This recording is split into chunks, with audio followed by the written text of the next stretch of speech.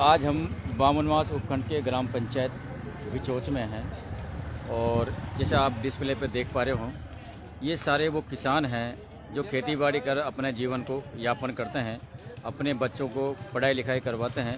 यही उम्मीद कि आने वाले समय में हमारे बच्चे भी काबिल बनेंगे और हमारी जो बुढ़ापा है वो ऐशो आराम से या ज़िंदगी सफल ताकि रास्ते पर चलेगी।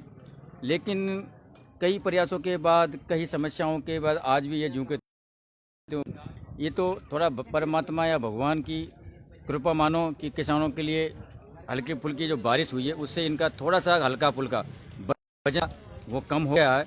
और किसान आंदोलन को लेके इनकी क्या प्रतिक्रिया, क्या भावना है, ये कितना उस मैटर में समझते हैं कि जो देश में किसान आंदोलन चल रहा है उस किसान आंदोलन को लेके ये क्या कहने वाले हैं और किस प्रकार इनकी प्रतिक्रिया है, हम सारे किसानों से आपको रूबरू करवाएंगे। उससे पहले आज ये इतने जो किसान आप एकत्रित यहाँ बिचौच के अंदर देख पा रहे हो, ये एकत्रित और इकट्ठा नहीं होते थे क्योंकि कहीं न कहीं किसी को पेट्रोल की व्यवस्था करनी थी, किसी को डीजल की व्यवस्था करनी थी, किसी को खाद की व्यवस्था करनी थी और किसको अपने बच्चों के पढ़ाई लिखाई के पैसों की व्यवस्था करनी थी, कोई रोज़गार की तलाश में था।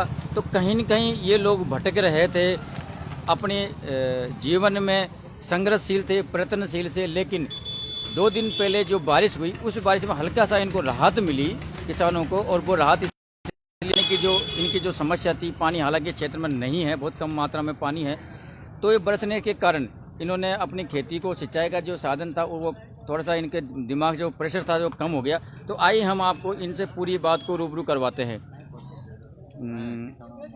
लीजिए सर, पकड़ लीजिए ये माइक को। आप पहले तो आपका नाम बताइए, आपका नाम क्या है? रूपराम खारवाड़।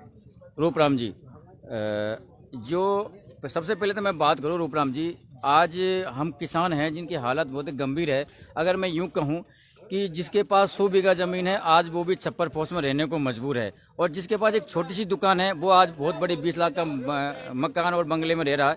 तो जो किसान आंदोलन है, किसानों की जो परेशानी, इसके बारे में क्या प्रतिक्रिया, कितना आप जानते हो सर? सर ऐसे है, किसानों को तो जैसे तैसे भगवान भी साथ नहीं दे रहा है और सरकार भी साथ नहीं दे रही है। हमको 500 रुपये किलो का बाजरा मिलता है बीज बाती समय तो, और हमारे बाजरे को 800, 1100, 900 रुपये प्रति क्विंटल मंडियों में बेचा जाता है। अब किसान की हालत कैसे सुधरेगी सर? बीज की टाइम पे सरसों का भाव 450 रुपया की 1 किलो बीज मिलता है हमको, और उसको पैदा करके ले जाते हैं तो हमारा 4000-3500 में हमारी सरसों को ले लेते हैं। किसानों का सुधार कैसे होगा साहब? सरकार भी साथ नहीं देती है, ये भी बढ़ियाओं के घर कर रहे हैं, हमारी तरफ तो कोई ध्यान देता नहीं है और उनका ही साथ देते हैं। एक छोटा सा दुकानदार है, वो तो मकान दुखने बना के बैठा है। किसान 50 बीघा जमीन जोतता है फिर भी भूखा का भूखा ही है। अब ये स्थिति कैसे सुधरे? सरकार भी साथ देती नहीं है, मगर हम क्या करें, मजबूर है। किसानों को वहाँ भी आंदोलन करते हैं तो मारा पीटी चल रही है और उनको घसीटे मारे जा रहे हैं। आप ये बताइए कि आज किसान आंदोलन लगभग 1 महीने से ज़्यादा से किसान आंदोलन चल रहा है और उसमें उसमें लगभग 50 किसान की जानें जा चुकी है और सरकार का कोई क्रिया प्रतिक्रिया किसानों के प्रति नहीं। तो क्या कहना चाहोगे आप? कितना आप देखो, ऐसे है कि किसान अभी तक खेती बाड़ी में लगा हुआ था, अभी अठाल मिली है तो सरकार को एक तरफ से हमको भी संघर्ष करना पड़ेगा। हर गांव, हर तहसील, हर जिले से सारे किसान एक संगठन करके आंदोलन करेंगे, कलेक्टर के पास में जाएंगे, ज्ञापन देंगे उनको और उनसे मुठभेड़ करेंगे। किसान कोई पीछे नहीं है। सरकार एक मिनट सर, 1 मिनट, आप ये बताइए कि कोई भी कर्मचारी, चाहे वो सिपाही फील्ड का हो, चाहे वो डॉक्टर फील्ड का हो या कोई अन्य कर्मचारी हो, जब कोई भी धरना या प्रदर्शन करते हैं अपनी मांग को लेके, आज उनको बहुत सारी तनख्वाह मिलती है, हर डिपार्टमेंट अलग अलग तरीके से तनख्वाह मिलती है। उसके बाद वो धरना प्रदर्शन करते हैं और सरकार तुरंत हरकत में आती है और उनकी सुनवाई हो जाती है। लेकिन किसान आज जो इतने दिनों से, 1 महीने से ऊपर से पड़ा हुआ है, उसके आज तक किसी ने कोई मुँह नहीं खोला, बड़े नेताओं ने। तो आप क्या समझते हो इस बारे में?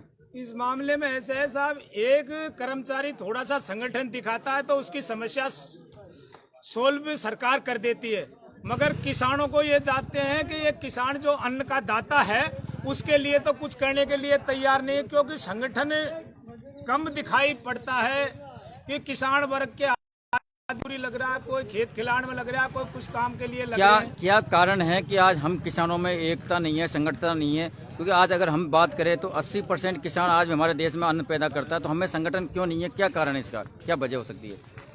इसकी वजह एक ही है सर, यहाँ पर अशिक्षा का अभाव है, शिक्षा वर्ग कम है, किसान समझते कम है।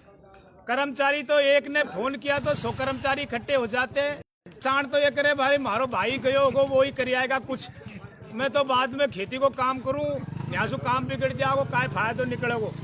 तो ऐसा हमारा संगठन बिखरे हुए पड़े सर, इसलिए हम संगठन कौन तो दिखा कहीं न कहीं आपको लगता है कि हमें भी संगठित होने की जरूरत है? हाँ, तो संगठन होने की जरूरत है। अब संगठन ही करेंगे, हर गांव जाएंगे, हर तहसील जाएंगे, हर जिले पर जाएंगे, सब किसान एकत्रित होके एक बात आती है कि चिड़िया चुग जाए खेत, उसके बाद वो कहा था ना ग्रामीण क्षेत्र में कि चिड़िया चुग जाए खेत, उसके बाद में क्या होगा? तो अगर अपना हाथ से सारी चीजें फिसलती जा रही है, अगर हम उसके बाद संगठन करें तो कोई मतलब वाली बात नहीं कोई निकल पाएगी। मतलब वाली बात नहीं है। अभी संगठन में लगे हुए हैं, सब लोग बाग जुट रहे हैं, एक तरीके से सब गाँव में आपस में बातचीत चीजें चल रही है और संगठन करेंगे। क्या कहना चाहोगे आप सरकार से? सरकार से अपील करना चाहेंगे हमारी जो भी मांगे हैं, जो हमारे किसानों की मांगे चल रही है, उस पे जल्दी से जल्द। किस प्रकार की मांगे रहेगी आपकी? किस प्रकार की किसानों की किस प्रकार की मांगे सर? ये जो 3 बिल है जो वहाँ के जो किसान कह रहे हैं कि सब 3 बिलों को फाड़ो, आप फेंको और MSP है इनको लागू करो। एक अगर किसी भी पैकेट की बात करें, अगर वो 10 रुपये की रेट है, आपको 10 रुपये का ही मिलेगा, ठीक है? किसी कंपनी का हम नाम नहीं लेना चाह रहे हैं। 5 रुपये की कीमत का तो 5 रुपये मिलेगा, लेकिन किसान की कीमत का, किसान की फसल का कोई मूल्य नहीं है। किसान की मूल्य निर्धारित की जाए, किसानों के मूल्य को भी हमारी खेती करके बेचते हैं तो हमारा भी निर्धारित, जैसे पैकेट का मूल्य उन्होंने 50 रुपये रख दिया तो हमारे भी 5-6 हजार रुपये प्रति क्विंटल सरसों का कितना लगभग अपन को समर्थन, इतना तो कम से कम, जैसे आपने 1 बीघा में सरसों उगाई, इतना खर्चा है, तो कितना लगभग होना चाहिए आपके हिसाब से? कम से कम 6 हजार रुपये प्रति क्विंटल सरसों होनी चाहिए। और इसी प्रकार अगर हम गेहूं की बात करें तो गेहूं 2100-2500 रुपये प्रति क्विंटल गेहूं होना चाहिए, जब जाके 4 पानी लगते हैं गेहूं के अंदर। हमको बहुत, हमारे खर्चा भी पल्ले नहीं पड़ता है, गेहूं की पैदावार करते हैं जब। आज की अगर मैं बात करूं तो गेहूं की पोजीशन आपने देखी 1500-1600 रुपये का ज्यादा भाव होगा। तो क्या 1 बीघा में कितना खर्चा आ सकता है, कितनी परेशानी उठानी पड़ती है, उसके बाद इतना पैसा तो क्या करे किसान? 4000 रुपया का 7000 रुपये प्रति बीघा के हिसाब से हमको खर्चा आता है। और गेहूं होते हैं उसमें जाके परे जाके 4000 का, तो 3000 में घाटे में चल रहे हैं किसान तो। और भाव के टाइम जाते तो उधर हम थैली लाते हैं, 50 किलो की थैली हमको मिलती है 2500 रुपये की, और हमारा 1 कुंटल गेहूं बिकता है 1600 रुपये का। बताओ किसान की प्रगति कैसे होगी? सरकार को बोलते तो सरकार सुनती नहीं है, मारते हैं। तो ये थे किसान जिनकी अपनी ही कहानी है। हालांकि प्रयास है, सरकार से मांगे हैं, लेकिन सरकार है कि इनसे अभी वार्तालाप करने के लिए तैयार नहीं। और सर आप जानते हो कि किसानों की हालत, आप ग्रामीण क्षेत्र का दौरा करो और ग्रामीण क्षेत्र का दौरा करने के बाद आपको लगेगा कि किसान की हालत क्या है और किस प्रकार की है। मैंने पहले ही कहा था, जिस किसान की 100 बीघा जमीन भी है वो भी आज उसमें रहने मजबूर है, अपने 2 बच्चों को पढ़ा अच्छी तरह से पढ़ा नहीं पाता है, काफ़ी कर्जे नीचे वो दबा हुआ है। तो कहीं न कहीं किसानों को परेशानी का तो सामना करना पड़ रहा है। लेकिन कहानी वही, अगर एकता है तो सब कुछ है, अगर एकता नहीं तो कुछ भी नहीं हो सकता। तो किसानों को भी एकता करनी पड़ेगी और एकता के साथ सरकार से अपनी मांगों को मानना पड़ेगा। सरकार मानती है नहीं मानती है वो बात की बात है, लेकिन अपने हक की लड़ाई को लड़ना पड़ेगा। आप कुछ कहना चाहोगे बाबू जी? तो ये थे, और आप देखते रहिए जी न्यूज़ पोर्टल में, आपको दिखाता रहूँगा तमाम खबरें, तमाम अपडेटें। जब तक के लिए जय हिंद, जय भारत।